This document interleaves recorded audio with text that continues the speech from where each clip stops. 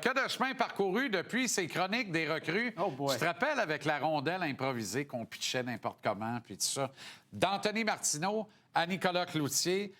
Nico, d'abord, bravo pour l'excellent travail en marge de l'annonce de la signature du contrat de Lane Hodgson. C'était de la très, très belle littérature, bien documentée, bien appuyée, très clair, très concis.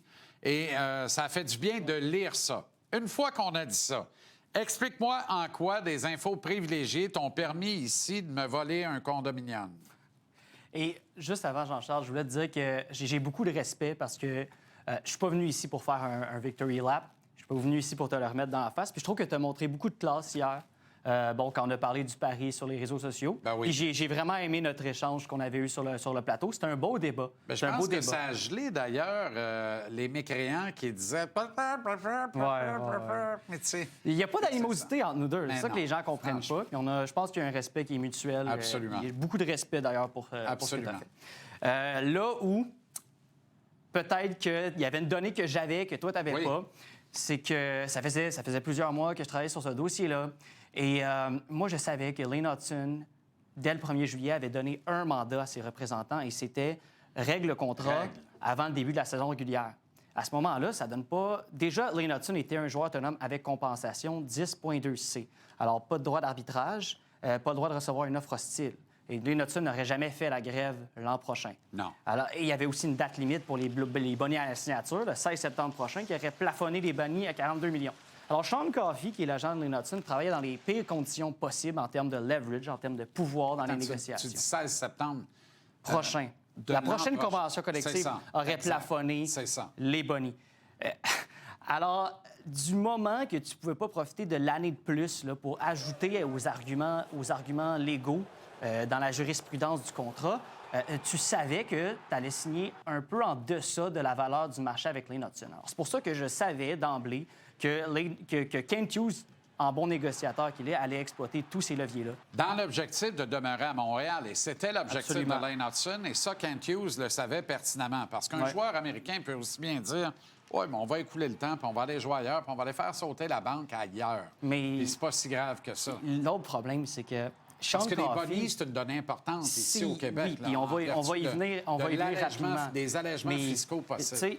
Il y avait quasiment une autre personne dans la table des négociations, et c'était Lane Hodgson, parce que Lane Hodgson aurait signé pour $1.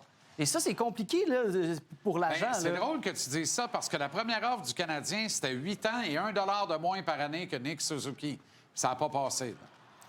Je veux pas nécessairement commenter ça, mais je peux dire que justement, il y a un agent qui a dû faire son travail. Moi, je te le confirme, ça n'a pas passé. Alors, je suis même pas en train de l'infirmer. Moi, je te dis qu'il y a un agent qui a dû faire son travail, puis c'est pour ça qu'au début de la saison, on n'avait pas une entente. C'est pas parce que c'était pas la volonté de Lane Hodgson. Même Sean Coffey me l'a confirmé dans une entrevue exclusive hier, ce qui a fait débloquer les négos. C'est Lane Hodgson. C'est Lane Hodgson à Détroit qui a dit c'est terminé, vous prenez l'offre des Canadiens. Est-ce que ça ne rappelle pas Martin Brodeur qui avait dit à Gilles Lupien je vais aller voir Lou. Laisse-moi aller voir Lou tout seul, me régler ça. C'est pas comme ça que ça s'est passé, autre temps, autre mœurs. J'apprécie. C'était folklorique à l'époque. Mais c'est Martin qui dit m'a m'arranger avec ça, parce que je veux jouer ici. J'apprécie ton exemple, mais le plus récent, c'est Jake Evans. Parce que Jake Evans était en voie d'être échangé par les Canadiens. C'est lui encore qui a dénoué l'impasse. Et je veux quand même souligner que ce contrat-là est extrêmement intéressant parce que 55 millions en bonus à la signature, c'est le plus gros montant en bonus donné à un RFA depuis Matthew Tkachuk en 2022. Et si je prends Quinn Hughes, Brock Faber, Luke Hughes, Owen Power, tous ces gars-là ensemble, c'est 4 millions en bonus à la signature.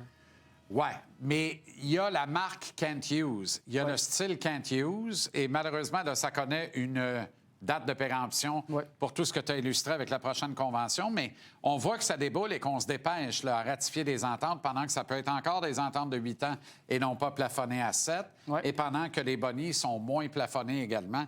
C'est très intéressant. Il faudrait refaire une rubrique fiscale, quoique ça m'a donné mal à la tête aujourd'hui de virer ça d'un bord et virer ça de l'autre. Mais je retiendrai ceci, puis c'est pas pour avoir le dernier mot. Lane Hodgson va avoir fait 100 millions avec ce deal-là, c'est sûr. Ne serait-ce qu'en annonçant des burgers chez McDo, On verra pour la suite. T'as raison, mais c'est pour ça que je dis que Kent Hughes l'a pas volé. Kent Hughes l'a pas volé.